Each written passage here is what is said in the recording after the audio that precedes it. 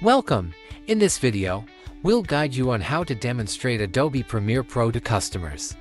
Remember to take notes on what you observe so you can explain the features clearly and with confidence. Let's get started. Sir, pakita ko lang paano i-demo yung Adobe Premiere Pro, no? So sabi mo nga kanina, nagre-render ka ng video. Pero ang gagawin natin dito is i-render lang natin yung pinaka-file. So meron tayo dito sample file, pero bago yun, unang natin gagawin, iset muna natin yung performance mode ng unit. So click lang natin tong NitroSense, yung logo, or pwede mo rin tong i-search sa search bar, NitroSense. Okay? So meron din siyang logo dito sa taas. So set lang natin yung ano niya into performance mode para mas ma-boost yung performance ng CPU and GPU natin. And then set din natin yung fan niya into max mode. So pansin mo siya, umingay na siya. So in the long run, gagamitin mo to. Pinu-cool down niya yung device natin. So hindi siya iina. Plus nakapagbigay siya ng additional performance. So open lang natin tong sample file natin ng Adobe Premiere Pro, no? So load lang natin siya. So ito yung mga ginagamit natin pang editing, yung mga videos. Alright, so ito yung sample file natin, sample video. So i-convert lang natin yung pinaka-file niya. Click lang natin ito, sir. Ito. Tapos punta tayo ng file. Tapos export.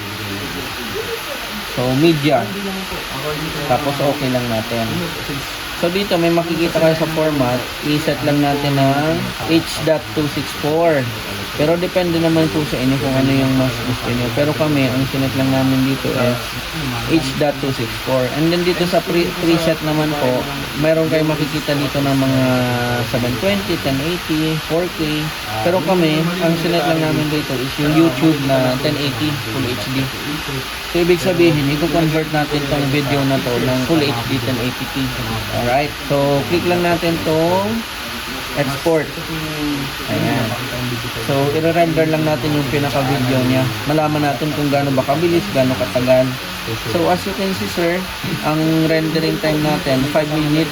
So 5 minutes, ibig sabihin sa loob ng 5 minutes matatapos na yung rendering ng pinaka-file natin. So magiging ano na siya, Full HD 1080. So pag playing natin yan later on, mas malinaw na yung video natin. So ganun kabilis to.